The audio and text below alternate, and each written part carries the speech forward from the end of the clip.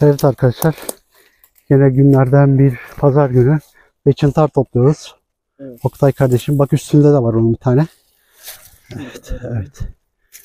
Böyle temizleyelim. Şimdilik iyi başladık gibi görünüyor. Hemen şuradan torbayı doldurup o alt tarafını kes. Kes alt tarafını. Ha. İşe yarayacak yerini al. Ha. Tamam. Bak şimdi. Şurada bir şey yok. O. Şurada da var bir tane. Burada da var. Bak bak bak bak bak bak bak. Evet. İşte bu.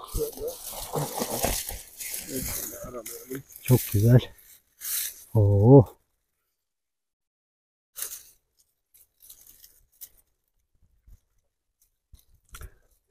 Şöyle.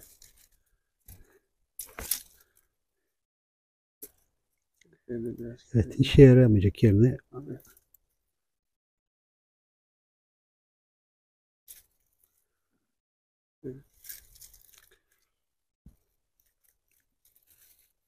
üstünde de var bak. İşte bu yani. Olay bu olacak. Bunu arıyor. O parçalanmış biraz çıkamadığı için ama bugünler düzgün. Biraz sadece Ne kadar sağlam bilmiyorum. Bir bak bakalım bir. kandırdık. Hayır, öykü dağılmış. Evet. Heh, şurada. alalım Bak abi. şurada da var. Yalan. Aha burada da var. Böyle. Hamanın üstünde de varmış onun ya. Bunu görmediydim ben. Evet, şöyle. Toprağımızı temizleyelim. Şurada. Arada şöyle. Maşallah güzel çıkmış. Güzel çıkmış ya. Bu taraftaki yalanımız var. Gel. Şurada var. Şurada var. Şu çalının içinde bir tane var.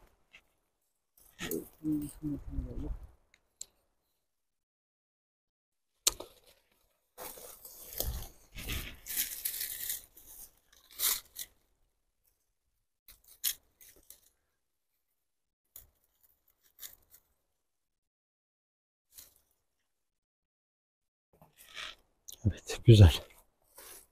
Bunları bir poşetini takalım. Kat. Hadi. Torbaya dolduralım bunları. Şimdilik güzel başladık ya. Bakalım nasıl devam edecek arkadaşlar.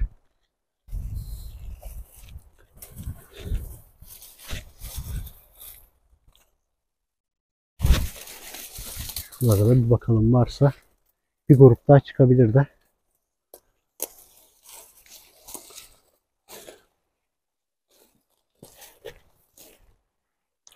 Ortamımız güzel. Fırtınalı bir pazar günü. Denizde Honaz.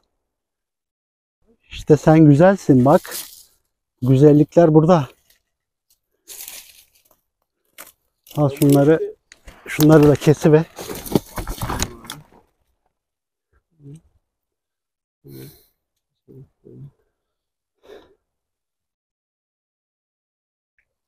Şunları. Senin bu seneye bir daha iyi. Evet.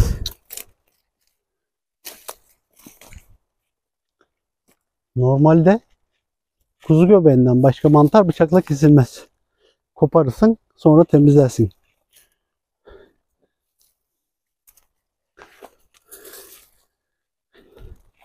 Çünkü kökünü şey yapma, kökü hastalık yapıyor diyorlar da.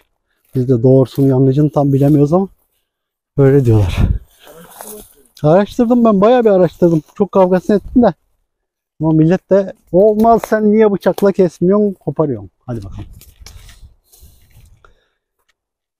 Seyirci her zaman haklıdır deyip bıçakla kestim ben de.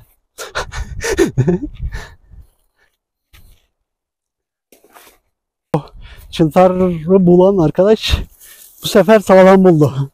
Arkadaşlar. Oktay, Evet abi. tam dibine vurdun bu sefer ha.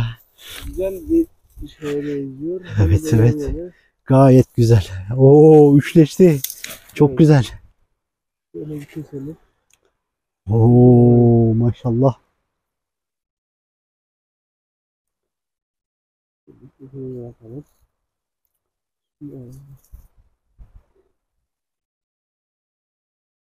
Bazen böyle sürprizler oluyor bize.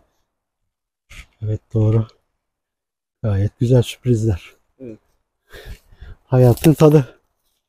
Oturduğumuz yerden etrafa bakmak gerek. Evet.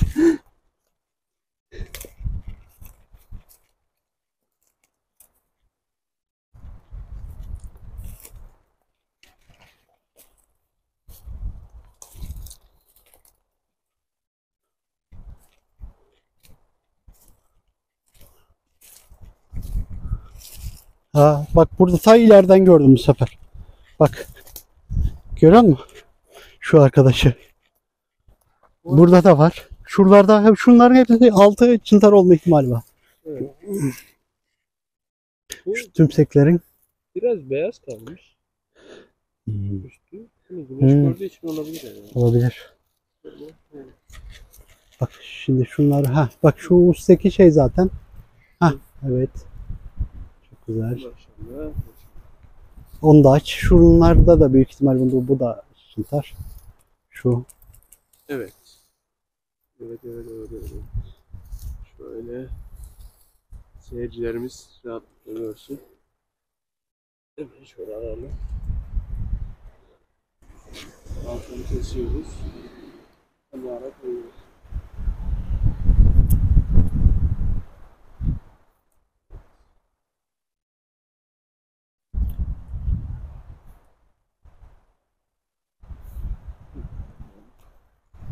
Küçük bunu alalım mı abi? Hayır, o kalsın. Yok bir şey. Tohum olsun. Şöyle ikiz kardeşler. Evet. Gayet güzel gidiyor.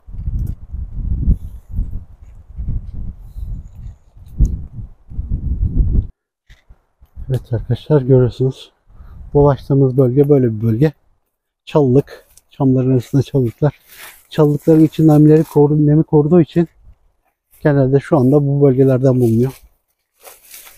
Tabii dek geliyor, dek gelmiyor. Bakıyoruz fırsatı. Dek geldikçe de alıyoruz zaten.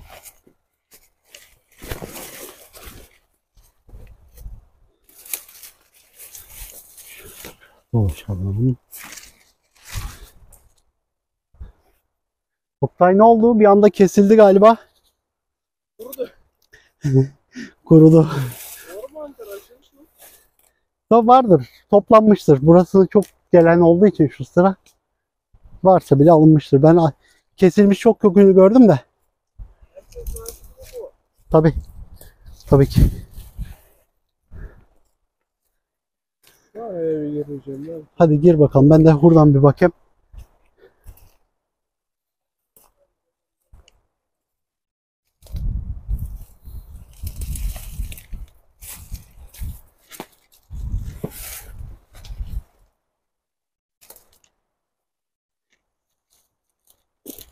Burada bir kabartı gördüm de arkadaşlar. Ne olduğuna karar veremedim ondan. Bir dörteledim.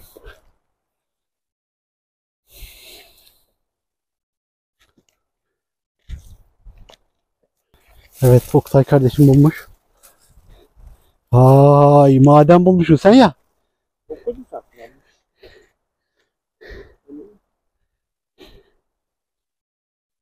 Canım.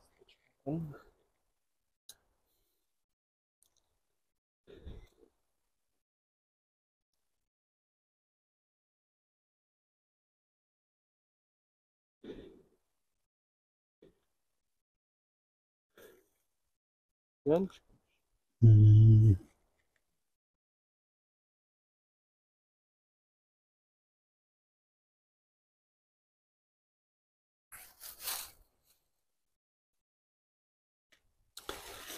Devam edeceğiz arkadaşlar.